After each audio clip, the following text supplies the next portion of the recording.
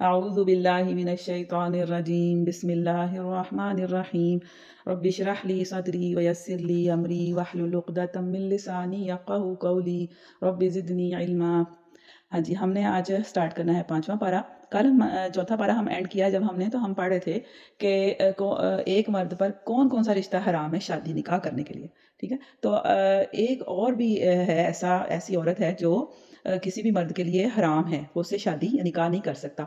वो औरत है जो किसी और के निकाह में हो। ठीक है, ये भी आप उसके अंदर ऐड कर लें। उसके बाद यहाँ बयान किया जा रहा है कि उसके अलावा जितनी भी औरतें जिनका जिक्र किया गया था, उसके अलावा जो औरत भी किसी मर्द को पसंद हो वो उससे निकाह कर सकता है।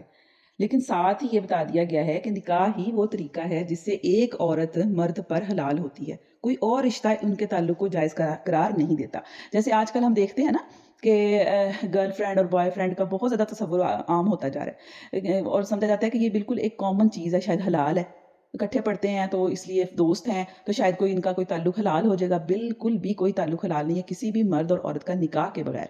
ठीक है, या दूसरी बात जो आजकल हमारे अंदर बहुत ज़्यादा आम हो गई है, वो है मंगनी या एंगेजमेंट के बाद एक लड़के और लड़की के आपस में फ़ोन पे बातें करना, मिलना जुलना और बहुत सारी फ्रैंकनेस, ये सारी चीज़ें जो हैं वो हराम हैं। ठीक है, हलाल बिल्कुल भी नहीं है। और उसके बाद ये बताया जा रहा है कि मेहर दिया जाए। ठीक है, यानी एक मर्द जब किसी औरत से निकाह करे तो वो क्या करे, उसको बाद में मेहर दे, यानी कुछ एक अमाउंट होगी जो फिक्स की जाएगी, वो उसको दी जाएगी। उसके बाद आगे बताया जा रहा है, अल्लाह ताला बता रहे हैं कि या अय्युहल्लज़ीना आमनू ला ताकुलू अम्वालकुम बैनकुम बिल बातिल, कि ए लोगो जो ईमान लाए हो, तुम आपस में एक दूसरे के माल बातिल तरीके से ना खाओ। अब ये बातिल से क्या मुराद है? बातिल तरीके से मुराद ये है कि किसी को माल चोरी करके खा लेना, ठीक है, ये भी बातिल तरीका है। और किसी का गसब कर लेना, छीन के खा लेना, ये भी बातिल तरीका है। या धोखे से खा लेना, ठीक है, ये सारे तरीके जो हैं वो, यानी जो आपके लिए जायज़ नहीं है तरीका, जिसकी वजह से माल जो है वो आपके लिए जायज़ नहीं होता, वो तरीका बातिल है, उस चीज़ से मना किया गया है। और उसके बाद आगे कहा जा रहा है इन तजतनिबू कबाइरा मा तुनहौना अन्हु, अगर तुम इजतनाब करो या बच जाओ बड़े बड़े गुनाहों से, कबीरा गुनाहों से, मा तुनहौना अन्हु, जिससे तुमको मना किया गया है, नुकफ्फिर अन्कुम सय्यिआतिकुम, तो हम तुम्हारी बुराइयां तुमसे दूर कर देंगे, वनुदखिलकुम मुदखलन करीमा, और तुमको हम एक इज्जत वाली जगह में दाखिल करेंगे। अच्छा, अब कबायर से क्या मुराद है? कबायर से मुराद ये है कि किसी की हक तलफी करना। ठीक है, कबीरा गुनाहों में ये भी शामिल है, बड़े बड़े गुनाहों में, कि किसी की हक तलफी कर देना, यानी किसी का हक मार देना, जो उसका हक हो वो उसको ना देना और उसका हक ले लेना, गसब कर लेना। ठीक है, अल्लाह से बेखौफ होकर रहना और किबर करना, गुरूर करना, ये भी बहुत बड़ा गुनाह है। यानी कि इंसान दुनिया में ऐसे रहे जैसे उसे कोई खौफ ही नहीं है अल्लाह का, बस ठीक है देखी जाएगी जब जाएंगे। अगर उसको बताता भी है ना कोई कि अल्लाह से डरो, ये तुम क्या कर रहे हो, या गलत कर रहे हो, अल्लाह से डरो, तो कहता है देखी जाएगी जब अल्लाह कोई क़यामत आएगी, अभी तो मैं मज़े में हूँ, ऐश कर रहा हूँ। तो ये भी कबायर है। ठीक है, और आपस के ताल्लुकात जिनको अल्लाह ने जोड़ने का हुक्म दिया है ना, उनको तोड़ना, ये भी कबीरा गुनाहों में शामिल है। ठीक है, अल्लाह ताला कहते हैं कि आप वो बड़े बड़े कामों से, गुनाहों से बच जाएंगे ना, तो अल्लाह ताला छोटे छोटे जो आपसे गलतियां सरजद हो जाती हैं न जाने अनजाने में, वो अल्लाह ताला माफ़ फरमा देंगे इंशाल्लाह। उसके बाद आगे अल्लाह ताला फरमा रहे हैं कि अर्रिजालु कव्वामूना अलन निसाई, रिजाल यानी मर्द जो हैं वो कव्वाम हैं औरतों पर, बिमा फद्दलल्लाहु बादहुम अला बाद, इसलिए कि अल्लाह ताला ने उनमें से किसी को बाज़ पर फजीलत दी है, व बिमा अनफकू मिन अम्वालिहिम, और इस वजह से भी कि वो अपने माल खर्च करते हैं। अच्छा, अब कव्वाम क्या होता है? कव्वाम जो होता है ना, वो किसी इदारे या निज़ाम के मामलात को दुरुस्त हालत में चलाने और उसकी हिफाजत और निगहबानी करने और उसकी ज़रूरियात मुहैया करने का जिम्मेदार है। देखिए कितनी चीज़ें आ जाती है कव्वाम में, कि वो उस इदारा, यानी अब हमारा जो घर होता है वो भी एक इदारा ही है। ठीक है, आप इसको समझिए कि एक इंस्टीट्यूट है घर, और घर का जो इदारा है उसका निज़ाम किसके स्पुर्द किया गया है? मर्द के स्पुर्द किया गया। ठीक है, यानी कव्वाम जो होता है वो उस इदारे के मामलात को दुरुस्त हालत में चलाता है। ठीक है, उसकी जिम्मेदारी होती है उसकी हिफाजत करना। देखिए हमारे घर में जो घर में कौन होता है हमारा बड़ा? बाप होता है ना। ठीक है, बाप होता है या फिर शौहर होता है, तो वो कौन होता है? वो हिफाजत करता है ना, घर वालों की हिफाजत करता है, उनको बुरे लोगों से बचाता है, फिर उनकी निगहबानी करता है और उनकी ज़रूरियात भी पूरी करता है। आप देखें एक बाप या शौहर जो है वो इस बात का ज़िम्मेदार बनाया गया है, अल्लाह ताला ने उसको ये ज़िम्मेदारी दी है कि वो उस घर के जो ज़रूरतें हैं, खर्चा है, खाना है, पीना है, रहना है, रिहाइश है, सारा जो वो ज़िम्मेदार है उस चीज़ का। ठीक है, अब औरतें जो हैं आजकल की वो कहती हैं लो जी मर्द को कव्वाम बना दिया गया और औरत को दूसरा दर्जा दे दिया गया। हालांकि अल्लाह ताला ने औरत को तो इतने दर्जे दिए हैं, माँ की हैसियत से तो उसको 3 गुना ज़्यादा दर्जे दे दिए हैं मर्द से, है ना? देखते हैं ना हम। تو یہ جو قوام بنانے کا مقصد یہ ہے کہ وہ اس کی ضرورتیں پوری کرے، بلکہ اس کو تو ذمہ دار بنا دیا گیا. اور ویسے بھی دیکھیں، اگر کسی بھی جگہ پر سارے ہی ایک جیسے لیول کے لوگ ہوں تو وہاں کام ہو سکتا ہے؟ کسی اسکول میں آپ دیکھیں کہ اگر سارے پرنسپل بنا دیے جائیں، ٹیچرز کہیں نہیں جی ہم بھی پرنسپل ہی بننا چاہتے ہیں، ہم تو ٹیچر نہیں بننا چاہتے، تو کیا وہ ادارہ چلے گا؟ وہ اسکول چلے گا؟ وہ نہیں چل سکتا. اسی طرح آپ دیکھیں کہ آپ کا ہاتھ ہے، اس کی جو 5 انگلیاں ہیں وہ برابر ہیں؟ نہیں برابر. اگر برابر ہوتی تو آپ کا ہاتھ سے اس طرح سے ورک ہی نہ کر سکتا. اسی طرح اللہ تعالیٰ نے مرد کو قوام بنایا ہے، اور اس پر عورتوں کو اعتراض بالکل بھی نہیں کرنا چاہیے، بلکہ ان کو شکر کرنا چاہیے کہ ہمیں یہ ذمہ داری نہیں دی. دیکھیں مرد باہر نکل کے کتنا کھپتے ہیں، کتنا خوار ہوتے ہیں، اور پھر جا کے وہ ہمارے لیے کھانے کا، پینے کا اور باقی چیزوں کا انتظام کرتے ہیں. اس کے بعد آگے بیان کیا جا رہا ہے کہ اللہ کی عبادت کرو، اس کے ساتھ کسی کو شریک نہ ٹھہراؤ. وَاعْبُدُوا اللَّهَ وَلَا تُشْرِكُوا بِهِ شَيْئًا وَبِالْوَالِدَيْنِ إِحْسَانًا، اور والدین کے ساتھ احسان کرو. ٹھیک ہے، اللہ کی عبادت کرو، اس کے ساتھ کسی کو شریک نہ کرو، یعنی اسی کی اطاعت کرنی ہے، اسی کی بات ماننی ہے، اسی کی پوجا کرنی ہے، اسی کی پرستش کرنی ہے، اسی کی غلامی کرنی ہے، اس کے ساتھ کسی کو شریک نہیں بنانا. وَبِالْوَالِدَيْنِ إِحْسَانًا، وَبِذِي الْقُرْبَىٰ، اور قرابت داروں کے ساتھ، وَالْيَتَامَىٰ، یتیموں کے ساتھ، وَالْمَسَاکِینِ، اور مسکینوں کے ساتھ، وَالْجَارِ ذِی الْقُرْبَىٰ، اور قریبی رشتے جو ہیں ان کے ساتھ، وَالْجَارِ الْجُنُبِ، اور پہلو کے ساتھی کے ساتھ، وَالصَّاحِبِ بِالْجَنبِ وَابْنِ السَّبِیلِ، یعنی ان سارے لوگ، مسافروں کے ساتھ بھی اور ساتھی کے ساتھ بھی کیا کرو؟ اچھا سلوک کرو. دیکھیں قرآن پاک میں چھوٹی چھوٹی چیزوں کا بھی کس طرح سے بیان کیا گیا کہ آپ نے ان سارے لوگوں کے ساتھ اچھا سلوک کرنا ہے. ٹھیک ہے، ان اللہ لا يحب من کانا مختالا فخورا، اللہ تعالیٰ ایسے لوگوں کو بالکل پسند نہیں کرتا جو فخر کرتے ہیں، غرور کرتے ہیں. الذین یبخلون، یہ کون لوگ ہیں جو بخل کرتے ہیں؟ ویامرون الناس بالبخل، اور لوگوں کو بخل کا حکم دیتے ہیں. بخل کیا ہے؟ مال نہیں خرچ کرنے دیتے، صحیح جگہ پر مال خرچ نہیں کرنے دیتے. ہم نے پچھلے سپارے میں کتنا پڑھا ہے مال خرچ کرنے کے بارے میں. اللہ کتنا کہتے ہیں اپنا مال خرچ کرو، کہاں؟ اللہ کی راہ میں خرچ کرو، اپنے اولاد پہ خرچ کرو، بچوں پہ کرو، رشتہ داروں پہ کرو، والدین پہ کرو. ٹھیک ہے، لیکن وہ جو کون ہوتے ہیں وہ کیا کرتے ہیں؟ الذین یبخلون، وہ بخل کرتے ہیں، مال نہیں خرچ کرنے دیتے صحیح جگہ پر. وَيَأْمُرُونَ النَّاسَ بِالْبُخْلِ، اور لوگوں کو بخل کرنے کا ہی حکم دیتے ہیں. وَيَكْتُمُونَ مَا آتَاهُمُ اللَّهُ مِنْ فَضْلِهِ، اور چھپاتے ہیں جو اللہ تعالیٰ نے ان کو فضل دیا، یعنی اپنے مال کو سنبھال کے رکھتے جاتے ہیں، سنبھال کے رکھتے ہیں، اور دوسروں کو دیتے ہی نہیں ہیں، خرچ کرتے ہی نہیں ہیں. اس کے بعد آ رہا ہے کہ شراب کے بارے میں حکم آ رہا ہے دوسرا. پہلا حکم تو ہم نے پچھلے بارے میں پڑھا تھا، یہاں پر دوسرا حکم دیا جا رہا ہے کہ یا ایھا الذین آمنوا لا تقربوا الصلاۃ، تم نماز کے قریب نہ جاؤ، وانتم سکارا، اس حالت میں کہ تم نشے میں ہو. ٹھیک ہے، اس وقت شراب کے بارے میں دوسرا حکم دیا گیا تھا. پہلا صرف اتنا کہا تھا کہ شراب جو ہے وہ ٹھیک چیز نہیں ہے، اس میں فائدے بھی ہیں لیکن نقصان تھوڑا ہے، کیونکہ اس وقت جو لوگ تھے نا وہ شراب پینے کے عادی ہو چکے تھے. اور آپ کو پتہ ہے کوئی بندہ کسی چیز کا عادی ہو جائے تو اس کی عادت کو آہستہ سے چھڑانا چاہیے نا، یکدم تو نہیں چھڑا سکتے. اب یکدم اللہ تعالیٰ نے حکم نہیں دیا کہ بالکل حرام نہیں کر دیا. ٹھیک ہے، پہلے اس کو تھوڑا سا اس کی خرابی بتائی ہے، اس کے بعد کہا ہے کہ جب تم نماز میں جاؤ نا تو پھر شراب نہیں پی ہونی چاہیے، آپ کی حالت بالکل ٹھیک ہونی چاہیے، آپ کو پتہ ہونا چاہیے آپ کیا بول رہے ہیں. ٹھیک ہے، یہ دوسرا حکم دے دیا گیا تاکہ لوگوں کو تھوڑی تھوڑی عادت ہو جائے شراب کے بغیر رہنے کی، کیونکہ لوگوں کو عادت ہوئی تھی ہر وقت شراب پینے کی اور اس کے اندر رہنے کی. ٹھیک ہے نا. اور یہ بھی ہے کہ اور اصل میں نا انسان کو اس سے نا ہمیں ایک سبق ملتا ہے، ایک اصول ہمارے لیے نکلتا ہے، وہ یہ کہ نماز، یعنی دیکھیں یہاں پہ کہا جائے کہ حتی تعلموا ما تقولون، اس وقت تک نماز نہ پڑھو جب تک تمہیں پتہ نہ ہو کہ تم کیا کہہ رہے ہو. یعنی نماز کی حالت میں ایسی حالت نہیں ہونی چاہیے کہ آپ کو پتہ ہی نہ ہو کہ آپ کیا پڑھ رہے ہیں. جیسے بعض اوقات ہم فجر کی نماز کے لیے اٹھتے ہیں، ٹھیک ہے، فجر کی نماز میں اٹھنا مشکل ہوتا ہے، نیند آئی ہوتی ہے نا، تو ہوتا یہ ہے کہ جب نماز کے لیے امی اٹھا تو دیتی ہیں یا کوئی زبردستی اٹھا دیتا ہے، یا بعض اوقات ہم اٹھ جاتے ہیں اپنی مرضی سے بھی، لیکن ہوتا یہ کہ نیند اتنی آئی ہوتی ہے کہ پتہ ہی نہیں ہوتا کہ ہم نماز میں کیا پڑھ رہے ہیں. تو یہ بھی ایک نشے کی ہی حالت ہے، سمجھے. ٹھیک ہے نا. تو ہمیں پتہ ہونا چاہیے اپنے ہوش و حواس کے ساتھ. اور بعض کا ہوتا ہے کہ ہم نے دوبارہ سو جانا ہے، اس لیے نیند میں نماز پڑھتے ہیں اور نماز پڑھ کے چلے بس بستر کے اوپر گر گئے اور سو گئے. بالکل بھی وہ نماز جو ہے وہ ایسی قبول نہیں ہے. ٹھیک ہے، نماز پڑھنی ہے تو پورے اچھے طریقے سے وضو کریں تاکہ آپ فریش ہو جائیں اور اس کے بعد آپ نماز پڑھیں. اچھا جی، اس کے بعد آگے دیکھیں کہ تیمم کا کہا جا رہا ہے اگر پانی نہ ملے تو. ٹھیک ہے، اگر پانی نہ ملے تو یا کوئی ایسی تکلیف ہو جائے آپ کو تو آپ کیا کریں؟ مٹی کے ساتھ تیمم کر لیں. ٹھیک ہے، یہ اس کا حکم دیا جا رہا ہے. اچھا جی، اس کے بعد آگے آ رہا ہے آیت نمبر 58 میں، ان اللہ یأمرکم ان تؤدوا الامانات الی اہلھا، کہ بے شک اللہ تم کو حکم دیتا ہے کہ تم لوٹاؤ امانتوں کو یا سپرد کرو امانتوں کو الی اہلھا، ان کے اہلوں کی طرف. اچھا، امانت پہلے دیکھ لیتے ہیں کیا چیز ہوتی ہے. ٹھیک ہے، ایک تو ہمارے ذہن میں یہ آتا ہے نا کوئی چیز آپ نے کسی کو سپرد کر دی، زیور دے دیا کسی کو، یہ میری امانت ہے سنبھال کے رکھنا، میں آپ سے لے لوں گا، ہے نا کہ لے لوں گی.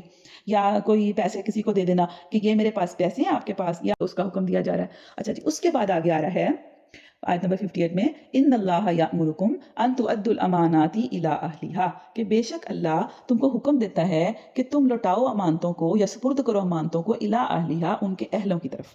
اچھا امانت پہلے دیکھ لیتے ہیں کیا چیز ہوتی ہے، ٹھیک ہے۔ ایک تو ہمارے ذہن میں یہ آتا ہے نا، کوئی چیز آپ نے کسی کو سپرد کر دی، زیور دے دیا کسی کو، یہ میری امانت ہے سنبھال کے رکھنا، میں آپ سے لے لوں گا، ہے نا، کہ لے لوں گی۔ یا کوئی پیسے کسی کو دے دینا کہ یہ میرے پاس پیسے ہیں آپ کے پاس، یا آپ کے پاس میری امانت ہے، اس کو آپ نے سنبھال کے رکھنا ہے، جب مجھے ضرورت ہوگی تو آپ مجھے دے دیں گے۔ لیکن ایک امانت اور بھی چیز ہوتی ہے، وہ ہوتی ہے ذمہ داری۔ کسی کو کوئی ذمہ داری یا کوئی کام اس کے سپرد لگا دینا، ٹھیک ہے۔ اچھا اب ہم کس کو کام دیتے ہیں کوئی، پہلے ہم دیکھتے ہیں کہ اس کو وہ کام آتا ہے کہ نہیں آتا، ٹھیک ہے۔ اگر وہ کام اس کو آتا ہوگا نا تو ہم اس کو وہ کام دیں گے، ہے نا، ایسے ہی ہے۔ اگر اس کو وہ کام نہیں آتا تو ہم اس کو کام نہیں دیں گے۔ فار ایگزامپل کچن میں جو کوکنگ کرتا ہے، 2-3 افراد ہیں فرض کریں گھر میں، ٹھیک ہے، 2-3 خواتین ہیں، تو ان میں سے ایک فرد ایسا ہے جس کو کھانا بنانا آتا ہے اور 2 کو بالکل بھی نہیں آتا۔ اگر وہ بناتے بھی ہیں تو اچھا نہیں بناتے، کوئی کھا ہی نہیں سکتا، تو پھر آپ کس کو کہیں گے کھانا بنانے کے لیے؟ جس کو اچھا بنانا آتا ہے نا۔ جس کو اچھا نہیں بنانا آتا اس کو تو آپ بالکل بھی نہیں کہیں گے، بلکہ آپ سے کہیں گے بالکل آپ کھانا نہ بنانا، میں نہیں کھا سکتی، ہے نا۔ جیسے کبھی کبھی روٹی کو بنا دیتا ہے شروع اسٹارٹ میں، تو اس کی روٹی کھانے کو دل نہیں کرتا، بھی یہ تو اس نے کچی پکی سی اور ٹیڑھی میڑھی سی روٹی بنا دی ہے، میں تو نہیں کھا سکتی، ایسا ہی ہوتا ہے نا۔ تو اسی طرح اگر کوئی جیسے ٹیچر ہو، ٹھیک ہے، اب وہ جو ٹیچر ہے اس کو کون اپوائنٹ کرے گا؟ پہلے اس کا باقاعدہ ٹیسٹ ہوگا، اس کا انٹرویو ہوگا، ہے نا، وہ اس کا اہل ہوگا تو اس کو وہ ذمہ داری دی جائے گی نا، جاب ملے گی اس کو۔ کیا خیال ہے، ایسا ہی ہے نا؟ ہاں جی، یہ ہے۔ اسی طرح اگر کسی ملک کو چلانا ہو تو اس کے لیے بھی کیسے لوگوں کو چلانے کے لیے کہنا چاہیے؟ جو اس کے اہل ہوں، ٹھیک ہے۔ اس طرح اس کے اندر بہت ساری چیزیں آ جاتی ہیں، یعنی ہر وہ چیز جو کسی کو ہم ذمہ دار بناتے ہیں تو اس کو وہ کام آنا چاہیے، ٹھیک ہے، ہم تبھی اس کو وہ دیں، وہ کام اس کے سپرد کریں۔ اگر ہم ایسے شخص کو اپوائنٹ کر دیں گے تو کیا کریں گے؟ ہم امانت میں خیانت کر دیں گے، ٹھیک ہے نا۔ جیسے اگر ووٹ دینا ہوتا ہے، جب ووٹ کی باری آتی ہے تو ووٹ کس کو دینا چاہیے؟ جو اس کا اہل ہو، ٹھیک ہے نا، اسی کو ووٹ دینا چاہیے۔ یہ بات بھی ہمیں اس آیت سے پتہ چلتی ہے۔ اور اس کے بعد آگے اللہ تعالیٰ بیان فرما رہے ہیں کہ یا ایھا الذین آمنوا اطیعوا اللہ، اے لوگو جو ایمان لائے ہو اللہ کی اطاعت کرو۔ دیکھیں یہ جو آیت ہے نا، یہ اسلامی نظام کی بنیاد ہے، یعنی پورا جو سسٹم ہے نا ہمارا اسی کے اوپر کھڑا ہے کہ اے لوگو جو ایمان لائے ہو اطیعوا اللہ، کس کی اطاعت کرو؟ اللہ کی اطاعت کرو۔ وَأَطِیعُوا الرَّسُولَ، اور کس کی اطاعت کرو؟ رسول کی اطاعت کرو۔ وَأُولِي الْأَمْرِ مِنْکُمْ، اور ان کی اطاعت کرو جو تم میں صاحب امر ہوں، جو تم میں صاحب امر ہوں، جن کے پاس اختیار ہو، ٹھیک ہے۔ اب دیکھیں سب سے پہلے ہم نے کس کی اطاعت کی؟ اللہ کی اطاعت کی، تو ساتھ ہی اس کے رسول کی اطاعت کی، ٹھیک ہے۔ اب ایسے لوگ ہی ہمارے اوپر ہونے چاہیے جن کی ہم اطاعت کریں۔ اگر وہ ایسے لوگ ہوں گے جو خود ہی اللہ رسول کی اطاعت نہیں کرتے تو پھر ان کی اطاعت کیسے کی جا سکتی ہے، ٹھیک ہے۔ اور فَإِن تَنَازَعْتُمْ فِي شَيْءٍ، اگر کسی معاملے میں تمہارا کوئی تنازعہ ہو جائے، جھگڑا ہو جائے، سمجھ نہ آئے بات کی، تو فَرُدُّوهُ إِلَى اللَّهِ وَالرَّسُولِ، تو کیا کرو؟ اس کو اللہ رسول کی طرف لوٹا دو۔ یعنی پھر آپ دیکھو کہ اس میں اللہ اور رسول کا کیا حکم دیتا ہے، ٹھیک ہے نا، اللہ رسول کا کیا حکم ہے وہی کرو پھر، ٹھیک ہے۔ اور اس کے بعد پھر ہم دیکھتے ہیں کہ اگلی آیت میں کہ وَمَن يَقْتُلْ مُؤْمِنًا مُتَعَمِّدًا، کہ جو کوئی قتل کرے گا کسی مومن کو متعمدن، جان بوجھ کر، فَجَزَاؤُهُ جہنم، تو اس کا ٹھکانہ جہنم ہے، یعنی قتل عمد کا جو جزا ہے وہ کیا ہے؟ جہنم۔ خالدن فیہا، وہ اس میں ہمیشہ رہے گا۔ وغضب اللہ علیہ، اس کے اوپر اللہ کا غضب ہوگا۔ ولعنہ، اور اس کے اوپر لعنت ہوگی اس کی۔ وأعد لہ عذابا عظیما، اور اس کے لیے بہت بڑا عذاب تیار کر رکھا ہے، ٹھیک ہے۔ آج کل ہم دیکھتے ہیں قتل بالکل عام ہو گیا ہے، اس طرح لگتا ہے جیسے معمولی چیز ہے، لیکن دیکھیں اللہ کا حکم کتنا زبردست غضبناک ہے اللہ تعالیٰ اس بات پہ کہ جو قتل کرے گا کسی کو اور بغیر جان بوجھ کے کرے گا، بغیر کسی غلطی کے، اس کا جزا جو ہے وہ جہنم ہے، اور اس کے لیے اللہ تعالیٰ کا سخت غصہ ہے۔ اور اس کے بعد سچی گواہی دینے کے لیے کہا جا رہا ہے، ہاں نہیں، اس سے پہلے جو ہے وہ سفر کے اندر جو نماز ہے نا وہ قصر کرنے کا کہا جا رہا ہے کہ اگر تم سفر کے لیے نکلو تو کوئی مذائقہ نہیں اگر نماز میں اختصار کر لو، اور خصوصاً جب تمہیں اندیشہ ہو کہ کافر تمہیں ستائیں گے کیونکہ وہ کھلم کھلا تمہاری دشمنی پر تلے ہوئے ہیں۔ یعنی اس سے پتہ چلتا ہے کہ سفر کے دوران اگر لمبا سفر ہے تو نماز جو ہے وہ قصر کی جا سکتی ہے، کم کی جا سکتی ہے۔ اور اس کے بعد حالت جنگ میں نماز کس طرح پڑھنی چاہیے اس کا پورا طریقہ بتا دیا گیا ہے کہ نماز دیکھیں حالت جنگ میں، یعنی ادھر سے جنگ لگی ہوئی ہے، ادھر سے جنگ مومن جو ہے وہ کر رہے ہیں کافروں سے، لیکن نماز کا وقت بھی آ گیا نا، تو پھر طریقہ بتایا گیا کہ کس طریقے سے نماز پڑھنی ہے. پہلے کچھ لوگ کھڑے ہوں گے اور کچھ لوگ اسلحہ لے کے پیچھے کھڑے رہیں گے. پھر جب وہ ایک رکعت پڑھ لیں گے نا تو اگلے والے جو لوگ ہیں پیچھے چلے جائیں گے اور جو پیچھے اسلحہ لے کے کھڑے تھے وہ آگے آ کے نماز پڑھیں گے امام کے پیچھے. ٹھیک ہے, یعنی آپ دیکھیں کہ اس سے پتہ چلتا ہے کہ نماز کتنی زیادہ اہم چیز ہے, جس کو ہم آرام سے اسکپ کر دیتے ہیں. ذرا سی باتیں ہم کہتے ہیں ابھی میں تو نہیں پڑھ سکی, بازار چلے جاتے ہیں تب نہیں پڑھ سکتے, کہیں کوئی ملنے آ گیا تب نہیں پڑھ سکتے, کہیں چلے گئے تب نہیں پڑھ سکتے. چھوٹی چھوٹی باتوں پہ ہم کہتے ہیں میری تو مجھے تو بھول گیا, میں مصروف تھی, میں نماز نہیں پڑھی. تو دیکھیں جنگ میں بھی نماز پڑھنے کا حکم ہے, اور اس کے بعد فرمایا کہ نماز در حقیقت ایسا فرض ہے جو پابندی وقت کے ساتھ اہل ایمان پر لازم کر دیا گیا. یہ بھی ایک بہت بڑی بات ہے کہ نماز جب پڑھیں تو کیسے پڑھیں, وقت کی پابندی کے ساتھ پڑھیں, اپنی مرضی سے نہیں جب دل کیا اٹھ کے پڑھ لیا.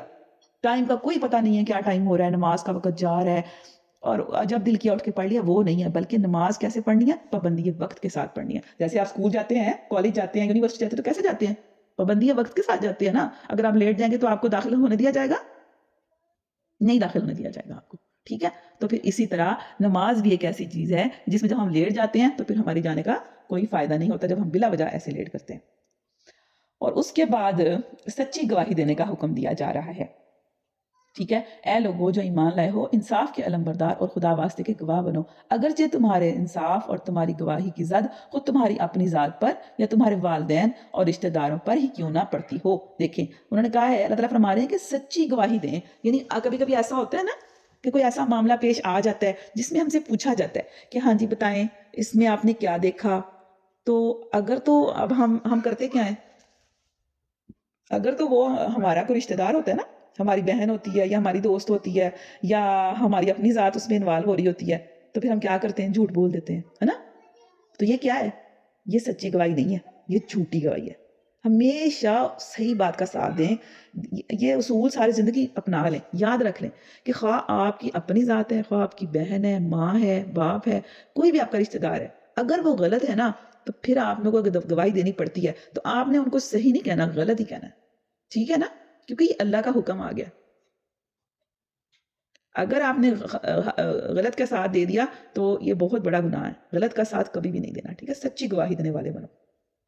اور اس کے بعد آگے جو ہے وہ منافقین کا ذکر آ رہا ہے کہ ان المنافقین یخادعون اللہ وہو خادعوہم. بے شک منافق کون ہے, وہ اللہ کو دھوکہ دیتے ہیں.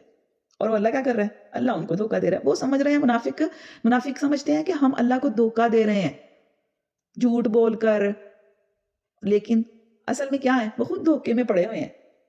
وَإِذَا قَامُوا إِلَى الصَّلَاةِ قَامُوا كُسَالَىٰ. اب یہ منافقین کی یہ نشانی دیکھیں کیا ہے, غور سے سننے والی بات ہے کہ وہ جب نماز کے لیے کھڑے ہوتے ہیں تو کیسے کھڑے ہوتے ہیں, سستی کے مارے ہوئے, قسمساتے ہوئے. ان کا دل نہیں کرتا نا, وہ صرف اس لیے کھڑے ہوتے ہیں کہ ہمیں لوگ یہ سمجھیں کہ ہم مسلمان ہیں, لیکن وہ ہوتے نہیں.